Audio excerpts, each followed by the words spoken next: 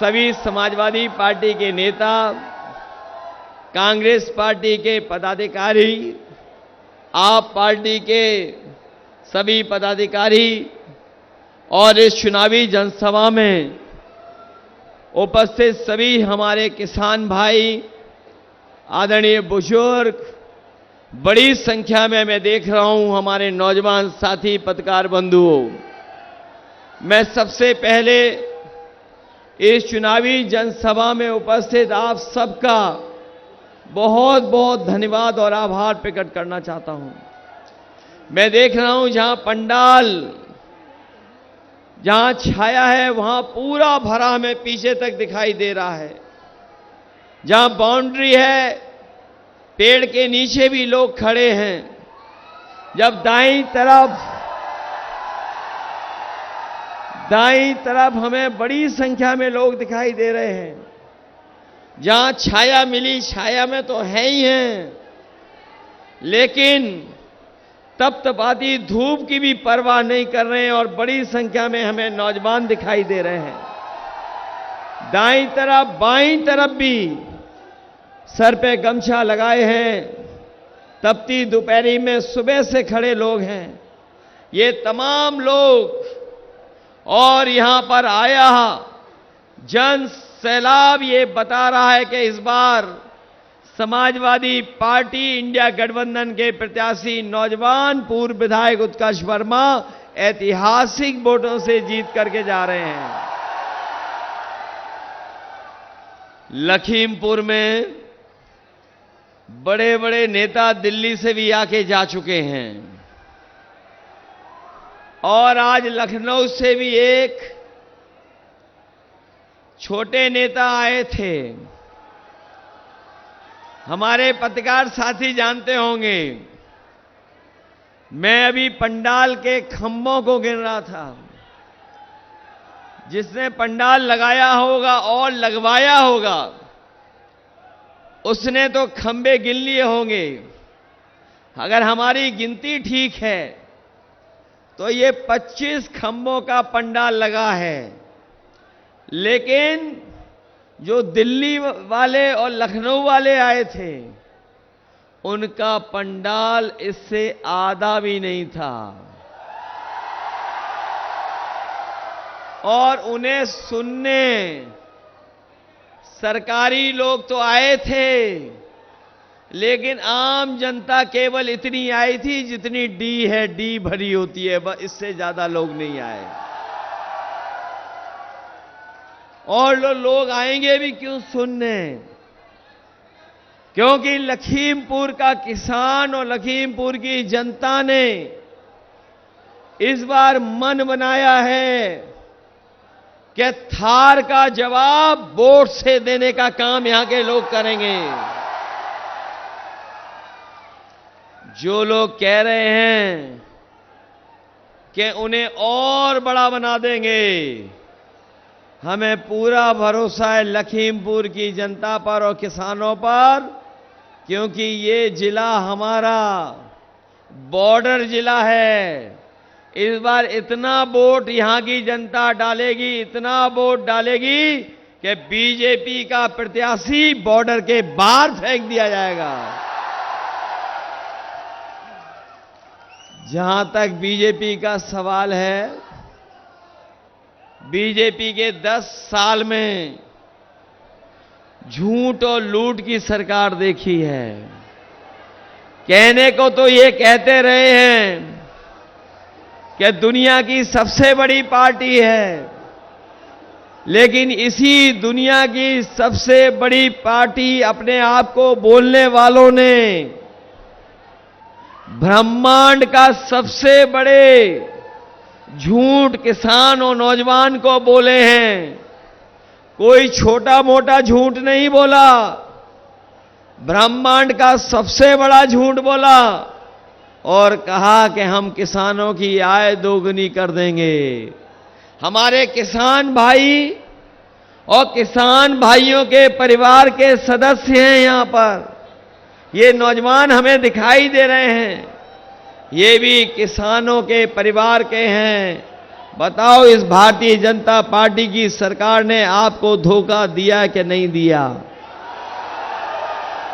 जो लोग कह रहे थे आय दोगुनी कर देंगे, इन्हीं लोगों ने 3 काले कानून लागू किए थे और 3 काले कानून को लेकर के पूरे देश के किसान, हमारे लखीमपुर, उत्तर प्रदेश, आसपास के जिले के किसानों ने उस आंदोलन को करने का काम किया और तीनों कानूनों के खिलाफ न केवल लखीमपुर में लड़े हैं, बल्कि अगर दिल्ली भी जाना पड़ा होगा तो यहां का किसान दिल्ली गया और सालों साल वहां धरने पर बैठा रहा।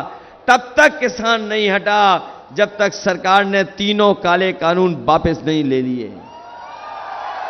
वो जो तीनों काले कानून बीजेपी के लोग ला रहे थे, वो पूंजीपतियों को हमारे किसानों की जमीन और पैदावार देना चाहते थे।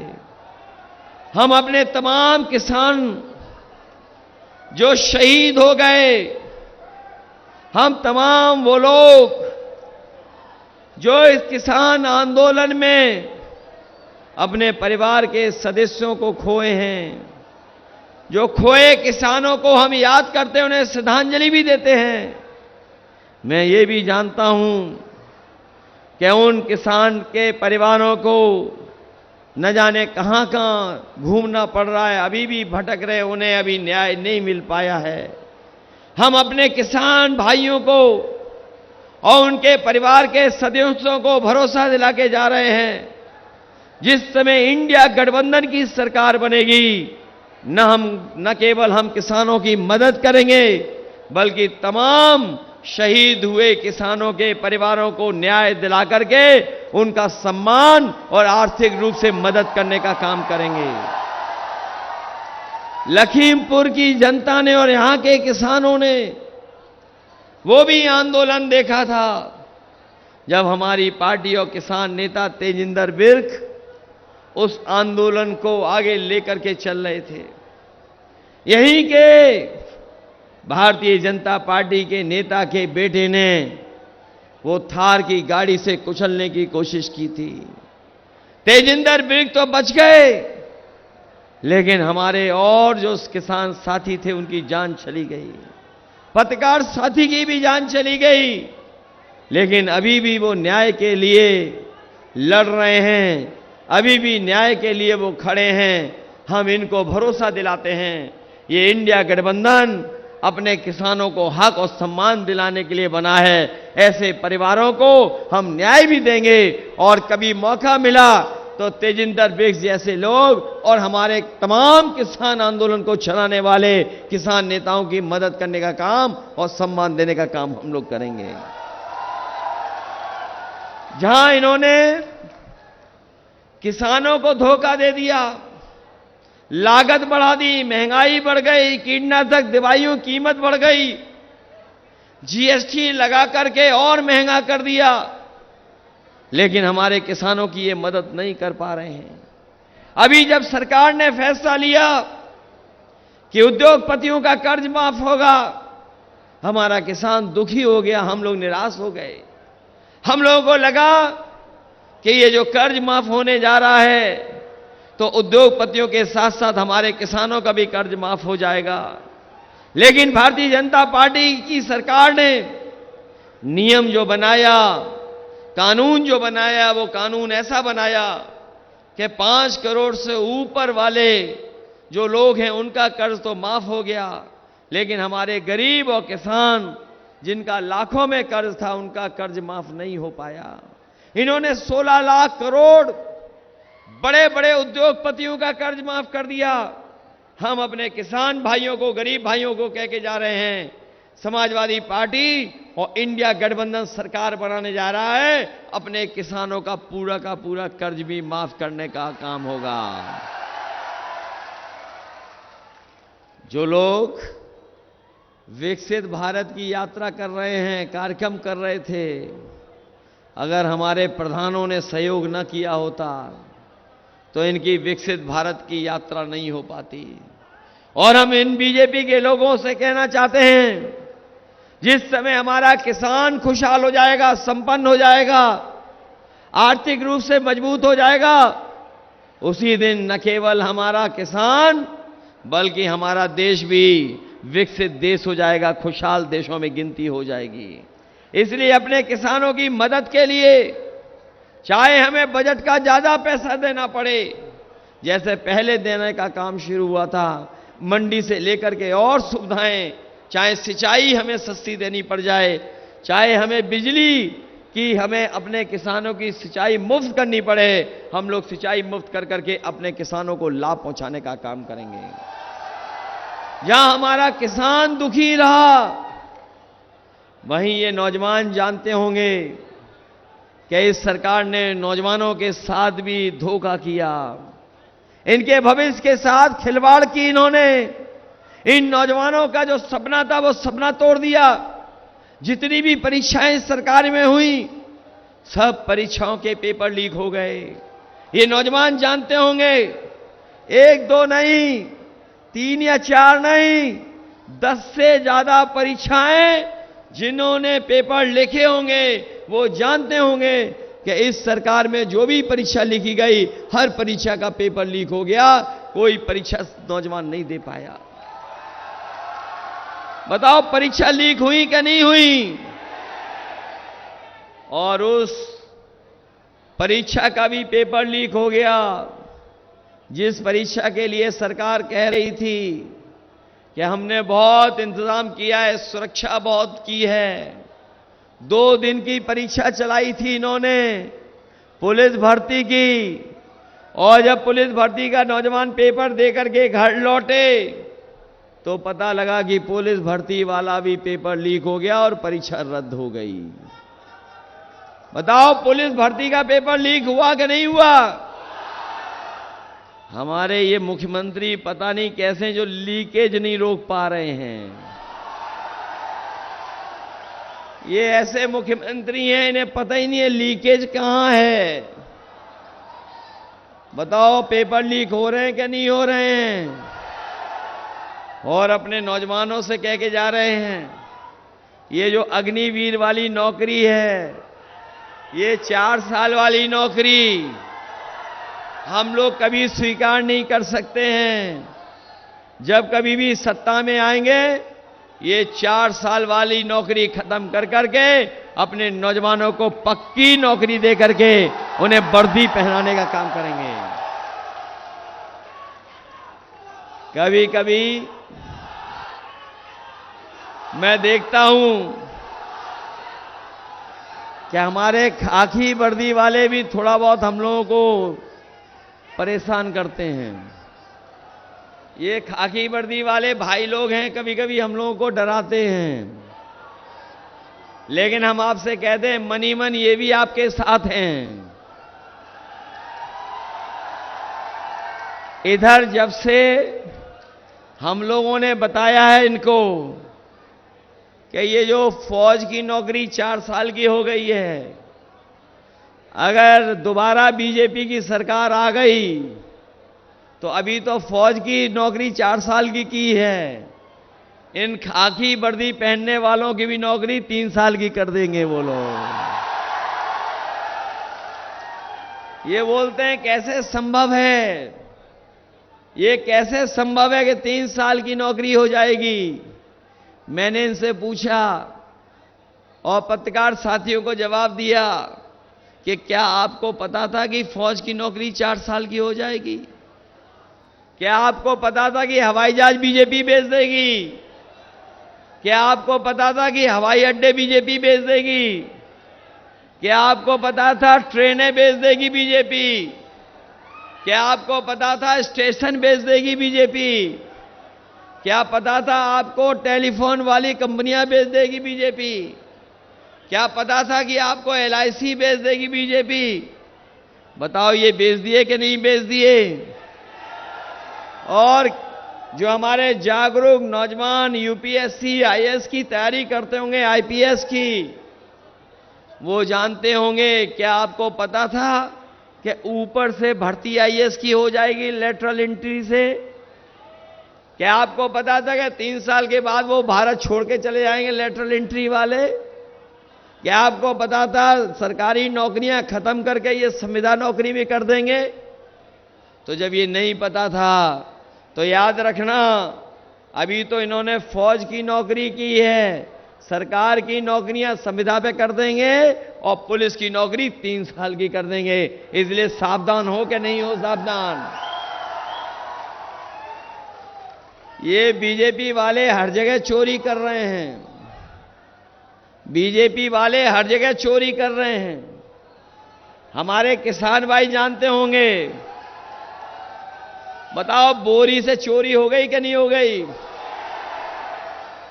पहले इन्होंने 5 किलो चोरी किए और अभी फिर 5 किलो चोरी कर लिया कि नहीं कर लिया? हम भी सोचते हैं ये चोरी कहां से सीख के आए हैं। तब पता लगा है कि ये बाजार में जो पार्ले जी का बिस्किट पैकेट आता था उसी से इन्होंने बोरी की चोरी सीखी है। ये हमारे बुजुर्ग लोग या पुराने लोग जानते होंगे कि पहले पार्ले जी का बिस्किट पैकेट इतना बड़ा आता था। बताओ आज कितना बड़ा पैकेट आ रहा है बाजार में? और कभी पार्ले जी के बिस्किट को खरीदा होगा पैकेट, तो बताओ कितने बिस्किट निकल रहे हैं उसमें से? 5 निकल रहे हैं। ये लोग दोबारा आ गए तो 1 बिस्किट का पैकेट आपको खरीदना पड़ेगा। ये पार्ले जी के बिस्किट पैकेट से बोरी की चोरी सीख गए हैं। अभी तो 10 किलो चोरी की है, पहले 5 फिर 5, और ये सत्ता में आ गए तो आपको खाद भी पाउच में खरीदनी पड़ेगी, पाउच में। ये हमारे नौजवानों की मैं मोटरसाइकिल देख रहा था, बहुत नौजवान मोटरसाइकिल से आया है। बताओ 5 साल पहले मोटरसाइकिल की कीमत क्या थी? कितने रुपए की आती थी मोटरसाइकिल? और आज मोटरसाइकिल कितने रुपए की आ रही है? और जो लोग गाड़ी खरीदते होंगे वो गाड़ी भी महंगी हो गई कि नहीं हो गई? डीजल पेट्रोल महंगा कर दिया इन्होंने, और जो हमारे खाने का तेल है रिफाइंड तेल वो भी महंगा कर दिया। गरीबों का सरसों का तेल महंगा कर दिया। महंगाई बढ़ा दी कि नहीं बढ़ा दी? और महंगाई तो बढ़ाई। इन्होंने चंदा जो वसूला, जो इलेक्टोरल बॉन्ड इन्होंने इलेक्टोरल बॉन्ड खरीदे और उससे जो चंदा मिला है, बताओ इलेक्टोरल बॉन्ड से इनकी पोल खुल गई कि नहीं खुल गई? कोई सोच नहीं सकता था कि 1000 करोड़, 500 करोड़, 400 करोड़ रुपए भी ये खरीद ले लेंगे चंदा में।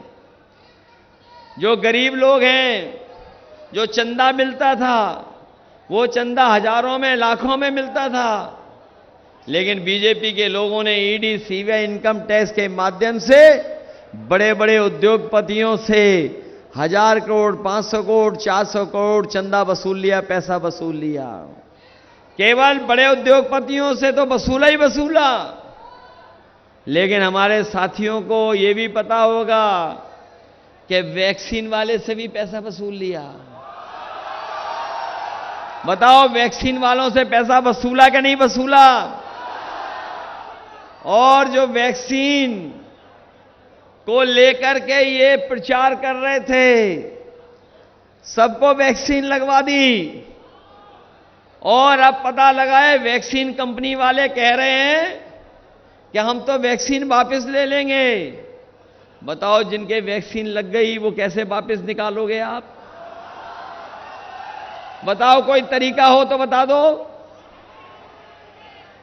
और जो वैक्सीन लगी उसके बाद जो सर्टिफिकेट में फोटो लगी, वो बताओ फोटो हट गई कि नहीं हट गई?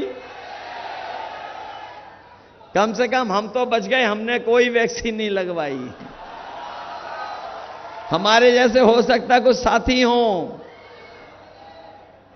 बताइए कैसी सरकार है? ये जो हमारे पुलिस के लोग हैं, सरकारी कर्मचारी हैं, प्रशासन के लोग हैं, ये वैक्सीन नहीं लगवाना चाहते थे, लेकिन इन्हें भी जबरदस्ती वैक्सीन लगवा दी। तो बताओ, जब ये सर्टिफिकेट देखते होंगे तो वोट देंगे क्या बीजेपी को? जो सर्टिफिकेट घरों पे रखे हैं उनको देख करके इनके अंदर ही अंदर क्या बीमारी होने का नहीं डर पैदा हो गया? और सुनने में आया है जिन्होंने वैक्सीन लगवा ली है उनको सबसे पहले दिल की बीमारी होगी। बताओ, हमारी जान के पीछे बीजेपी वाले पड़े हैं कि नहीं पड़े हैं?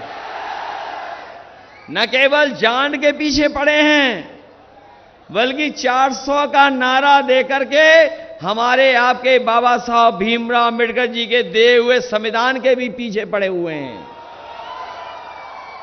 ये लोग जो संविधान बदलने का सपना देख रहे हैं, इस बार लखीमपुर की जनता जो संविधान बदलना चाहते हैं उन सबको बदलने का काम करेंगे। अभी मैं बहराइच में बड़ी बड़ी होर्डिंग देख रहा था डबल इंजन सरकार की। आपके लखीमपुर में भी लगी होगी, लखीमपुर में भी लगी होगी डबल इंजन सरकार की बड़ी बड़ी होर्डिंग। कहने को तो ये डबल इंजन की सरकार है, लेकिन इनकी होर्डिंग्स पे एक इंजन गायब है। बड़ी बड़ी होर्डिंग पे बताओ इंजन गायब है कि नहीं है?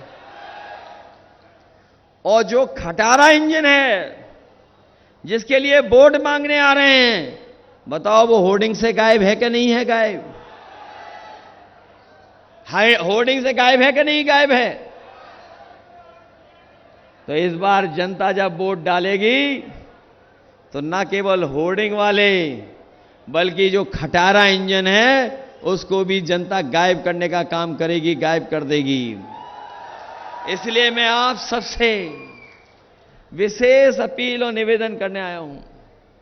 ये लखीमपुर का चुनाव, ये चुनाव हमारे आपके भविष्य का तो है ही है चुनाव, लेकिन ये चुनाव हमारे आने वाली पीढ़ी के भविष्य का भी चुनाव है। इनके 5 साल का कार्यकाल हमने देखा है और 10 साल का कार्यकाल देखा है। बताओ ये 10 साल से सरकार में है कि नहीं है? ये 10 साल में कितना काम किया इन्होंने, बताओ जनता के लिए? क्या बाढ़ की समस्या का समाधान कर दिया इन्होंने? क्या जो हमारी भूमि को मालिक बनाने का काम, जो हक देना था, क्या वो समस्या का समाधान कर दिया?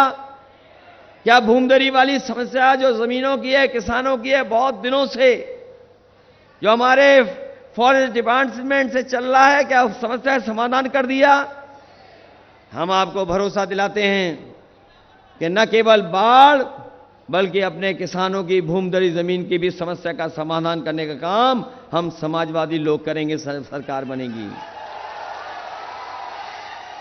इस जिले में हम लोग चाहते थे कि हर तरफ से चौड़ी चौड़ी सड़कों से जुड़ जाए और काम शुरू हो गया था, लेकिन जितना काम समाजवादियों ने किया उसके बाद सब काम रोक दिया इन्होंने। इसलिए जहां पुल पुलिया की जरूरत होगी, पहले भी हम लोगों ने बड़े बड़े पुल बनवाए और आपको सीतापुर से भी चौड़ी सड़क से जोड़ दिया, बहराइच से भी अच्छी सड़क से जोड़ दिया, पीछे जंगल पीलीभीत के लिए भी जोड़ दिया। आने वाले समय में लखीमपुर जिले को लखनऊ तक पहुंचने के लिए आसान सड़कें और चौड़ी सड़कें बनाने के लिए भी अगर हमें मदद करनी पड़ेगी तो लखीमपुर को जोड़ने का काम करेंगे सड़कों से। वहीं हमारे गरीब जानते होंगे, समाजवादियों ने एम्बुलेंस चलवाई थी। वो एम्बुलेंस हमारे गरीबों को गांव में घर पर अगर कोई तकलीफ परेशानी में था तो मदद के लिए पहुंचती थी और अस्पताल ले जाती थी। लेकिन पिछले 10 साल में और जब से ये सरकार उत्तर प्रदेश की आई है, न केवल हमारी एम्बुलेंस खराब कर दी, बल्कि अगर कोई अस्पताल में जाता है तो उसे इलाज और दवाई भी नहीं मिल पा रही है। इन्होंने 10 साल में दिल्ली वालों ने अगर एक भी ऐसा अस्पताल बनाया हो जहां पर फ्री दवाई और इलाज हमारे गरीबों का हो रहा हो तो बता दो हमें आप। जो अस्पताल बनाया था वो नहीं चला पा रहे, जो ट्रॉमा सेंटर बना वो नहीं पूरा कर पा रहे, ना बनाया इन्होंने, सब आधा अधूरा पड़ा है। पुलिस को गाड़ी दी थी 100 नंबर, इन्होंने 112 कर दिया। जब 112 हो गया तो हमारे पुलिस के भाई लोगों को भी लगा कि जब नंबर बढ़ गया तो हमें रेट बढ़ा देना चाहिए। बढ़ाओ, रेट बढ़ा दिया कि नहीं बढ़ा दिया? और वो 100 नंबर वाली गाड़ी भी खराब कर दी। तमाम नौकरियां शिक्षक की खाली पड़ी हैं, ये सरकार नहीं भर पाई है। इस जिले में ही हजारों 20,000 से ज्यादा नौकरियां हैं शिक्षक की। शिक्षा विभाग में लाखों नौकरियां खाली पड़ी हैं, ये सरकार नहीं दे पा रही है। और समय समय पर आपने देखा होगा कि आरक्षण कैसे छीने, हमारे आपको जो अधिकार मिले हुए हैं बाबा साहब भीमराव अंबेडकर जी के संविधान से, उसको कैसे छीने, उसके लिए लगातार सरकार काम कर रही है। हमारे अधिकारों को, हमारे आरक्षण को, हमारी नौकरी को ये सरकार लगातार हमसे छीन रही है। इसलिए हम कहना चाहते हैं, भाजपा हटाओगे तो नौकरियां पाओगे, भाजपा हटाओगे तो संविधान बचेगा। ये संविधान वही है जो हमें आपको अधिकार और सम्मान दिलाता है। ये संविधान हमारा संजीवनी है।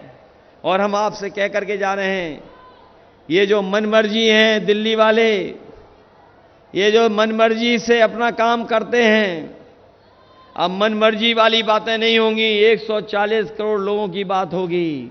और जो मन की बात कर रहे थे, हम उनसे कहना चाहते हैं कि अब जनता संविधान की बात करना चाहती है, संविधान की बात करके अपने हक और सम्मान की बात करना चाहती है। इसलिए मदद करोगे आप लोग? ये लखीमपुर वाला खटारा इंजन हटाओगे कि नहीं हटाओगे? अभी दिल्ली वालों ने मुझे एक गाना भेजा है ऐसे सांसदों के लिए। मैं चाहूंगा हमारे लखीमपुर के लोगों को भी सुनाया जाए, लेकिन हम उससे पहले कहना चाहते हैं कि जहां हम लोग किसानों का कर्ज माफ करेंगे, एमएसपी देंगे, वहीं अपनी गरीब माताओं बहनों को समाजवादी पेंशन देते थे, उनकी मदद होती थी। लेकिन आने वाले समय में हम अपनी बहनों को बता के जा रहे हैं, गरीब बहनों को, उनको साल में लखपति बनाने की योजना इंडिया गठबंधन और समाजवादी पार्टी ने बनाई है। अपनी बहनों को लखपति बनाया जाएगा। वहीं हम जानते हैं शिक्षा मित्रों की कोई मदद कर सकता है तो वो समाजवादी पार्टी है। जब सरकार बनेगी तो हम शिक्षा मित्रों को नियमित कर करके उनकी नौकरी को बहाल करने का काम करेंगे।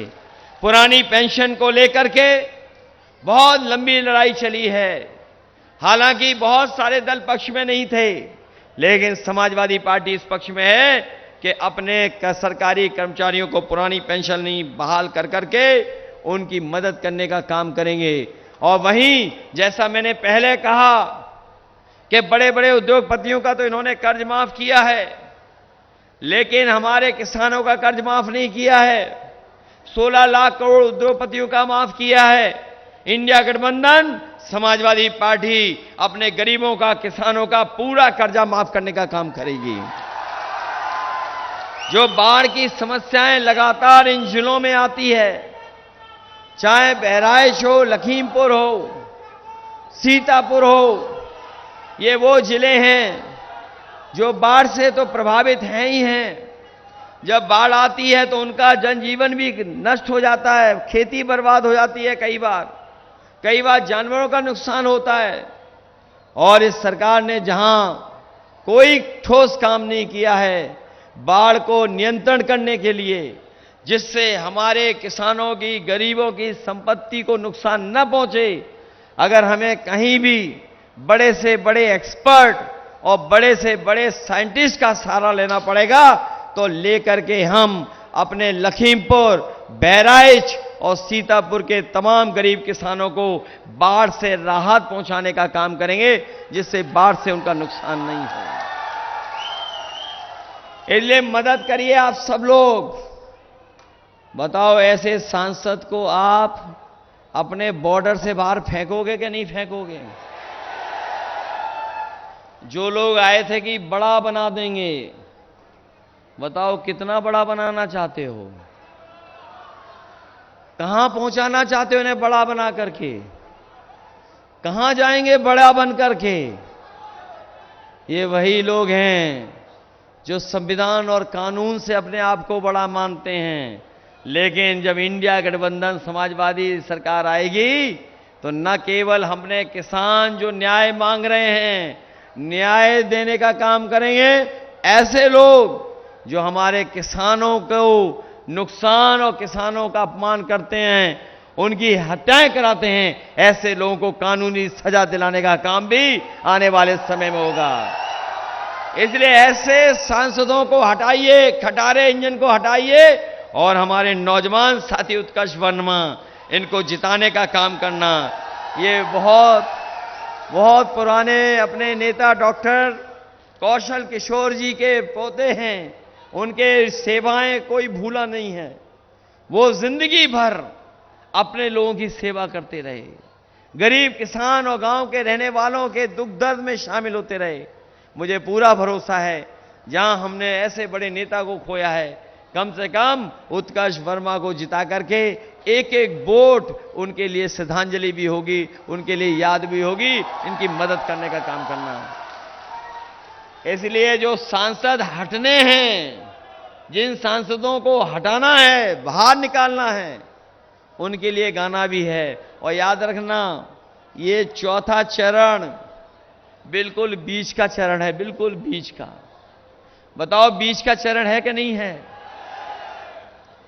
अभी तक 3 चरणों में इन बीजेपी वालों का बैलेंस खराब हो गया, इनका सफाया कर दिया जनता ने। और जब बैलेंस खराब हुआ तो इनके भाषणों में भी बैलेंस खराब हो गया, और इतना बैलेंस खराब हुआ है कि अब ये अपनों को ही कुछ बुरा भला कह रहे हैं। बताओ, जो अपने लोगों को बुरा भला कहने लगे, उनके बुरे दिन आ गए कि नहीं आ गए?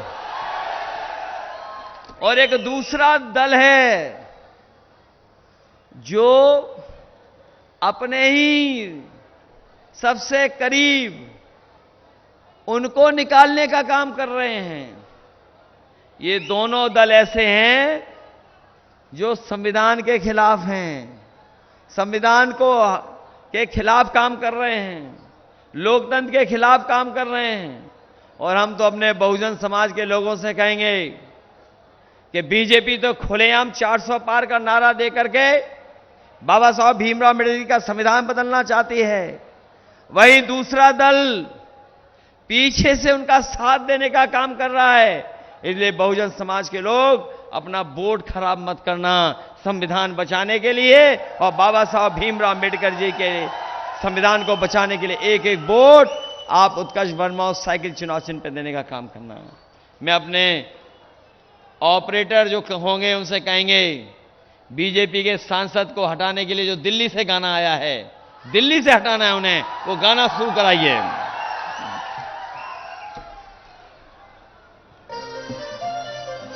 हाजिर हो सांसद जी, हाजिर हो